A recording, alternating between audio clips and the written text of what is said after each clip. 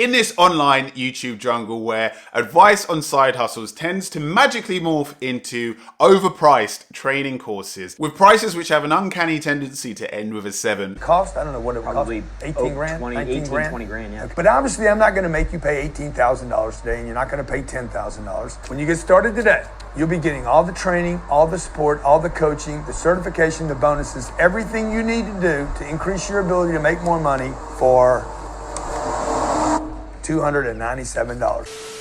I'm gonna do what most speakers do, right? They talk about it's not $120,000 value. It's not, the price is not $100,000. It's not $50,000, $25,000, $10,000. It's $997. It's a grand.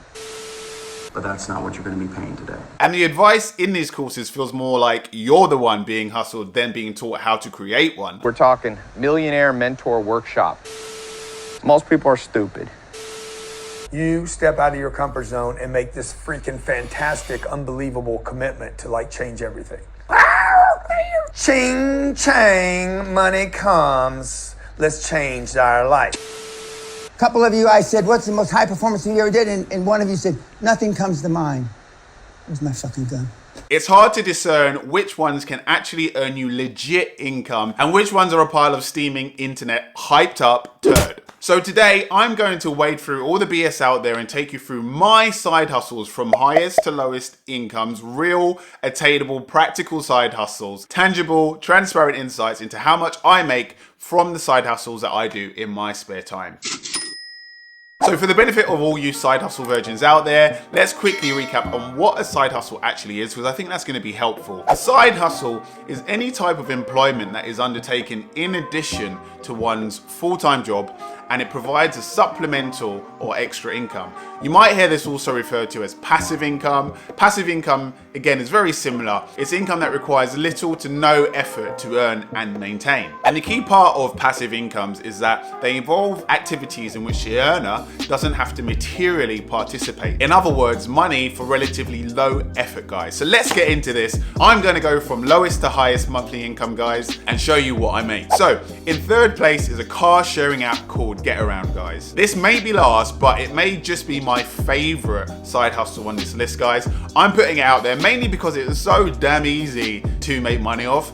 This diamond of an app has earned me an average of £110 each month, guys, since I first started using it back in the summer of 2019. It's a great earner, guys. And if you've watched my other videos, this is why you'll have heard me talk about this app multiple times. I'm just a little bit obsessed with it, guys. In terms of the effort involved for this app, it adds up to around about a day per month, guys. And that's really spent on cleaning the car in between rentals and managing the calendar on the app. So basically marking the days that it's available and it's not. Really low effort, guys. To maximize your income on this app, what you really want to do are 3 key things. You want to ensure that your car is clean, guys. Nobody wants to drive a car with dodgy stains on seats. Come on, son. What the f is the deal? And smelling like last night's takeaway, guys, okay? Secondly is to be responsive to questions. You hardly get any questions, to be honest, guys. It's a car. People know where it is. They pick it up. They drop it off. I probably get a question once every 2 months, if that, guys. But on those rare occasions when questions do come in, when you're responsive, renters tend to leave you good reviews. They really do appreciate that. Which leads me on to my last tip, guys, to maximize your income, which is to ask for reviews. Always chase, guys, if a customer's booked your car, they've used it, but they haven't left a review. Why? Because the more positive reviews out there that are on the app that people can see for your car, the more people will book with you. It's a psychological thing. People see good reviews and lots of them as validation, social proof that this is a good car to rent. So always chase for reviews, guys. In second place are my buy-to-let properties, guys. Last year I had 2 operational buy-to-let properties and I'm about to complete on a third one in January. And those 2 properties earn me £420 per month on average after paying all my operating costs. So that's mortgage payments, agent management fees, ground rent, repairs, etc. £420 a month. Now, a common question that I get asked is how much time does it take to manage these properties? Because I self-manage.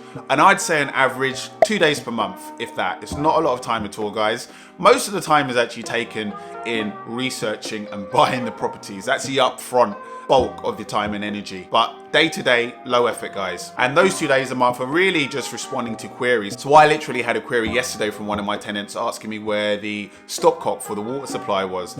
And I referred him onto the block managers for that. It's literally an email which took about a minute to read and to reply to. So things like that, guys, very minimal effort. Now, my top tip to maximize your income when it comes to buy to let, guys, is buy well, okay?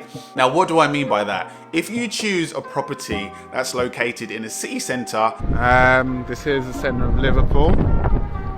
Right there is the city centre. There's a building right there. You see Excelsior, it's a pub. Just behind that, in front of that, is the building where they're building the flat. Really good location, really central, next to the business district, near to all the bars. Really good. Close to transport links, close to supermarkets, shops, entertainment venues like restaurants, pubs and bars, and it's safe and it's clean, somewhere most people would want to live, as opposed to a bus down on a drugs alley behind an abandoned railway line. It's gonna rent well, guys, okay? So you're gonna get minimal void periods and you'll be able to charge top rent. Simples. So that's my top tip, guys. If you get that right, the rest pretty much takes care of itself. Now, in first place, when I use it, is Airbnb. When I go on holiday, I put my flat on here and it earns an average of £500 a month. That's the income for an average of 10 days usually, guys. And that's for a 1-bed flat. The effort for this is around about 3 days a month when it's on there, and that's listing it, that's responding to queries and bookings from potential and actual guests, that's responding to emails with regard to where the flat is, where the keys are, etc, etc. So about 3 days per month. Oh, and also to clean the flat before the tenant comes. That usually takes like half a day in and of itself because your flat has to be spotless, which leads me on to my top tip to maximize your income in here, which is to have your home clean and tidy, guys. You're basically competing with hotels. So you want your place to be at a high standard of cleanliness for your guests. And think about it when you go away, you know, when you go and you stay in an Airbnb or a hotel, the worst thing is to be staying in a dirty room. It's just not inviting, it's not enjoyable at all, it feels gross, and it takes away from the experience.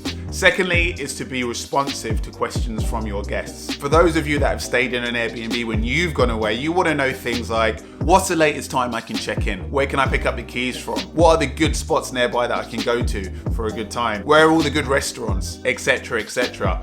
And a responsive host really makes a whole lot of difference to your overall experience of staying in there. It's welcoming, it's enjoyable, you really feel comfortable staying there, and guests tend to leave you a good review once again if you're responsive and helpful to them. Then lastly is to offer discounts when people make longer bookings, guys. Pretty self-evident, but the longer people book, the more money that you get, even if you're offering them a discount. So it's an incentive for them to increase the length of their stay and earn you more money. Now, lastly is one that I've only just started to get into over the last couple of weeks, and that's affiliate links, guys. This is a particularly good gig if you're somewhat of a subject matter expert and you have some kind of social media following, so Instagram, YouTube, Twitter.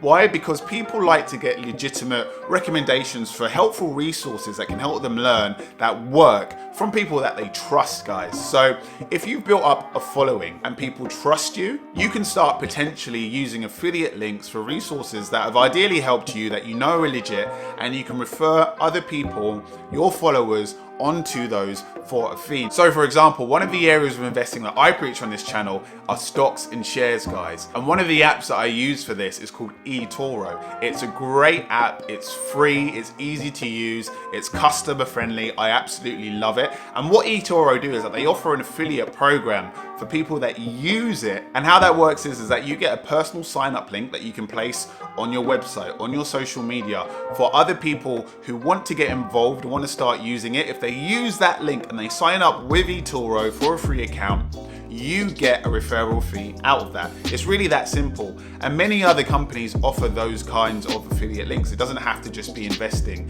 If you check it out, there's many other companies, probably in your niche, that offer an affiliate program. So look out for those. And referral fees can range anywhere from 50 to hundreds of pounds, guys. So it's definitely an area worth looking into. So that was a breakdown of what I earn from my side hustles right now, guys. I hope that was useful. I hope the transparency helped give you an idea of what you can earn from the side hustles out there. If you found this useful, comment, subscribe, and share this with others that you think might benefit from it. You guys have a good week, and I'll see you soon.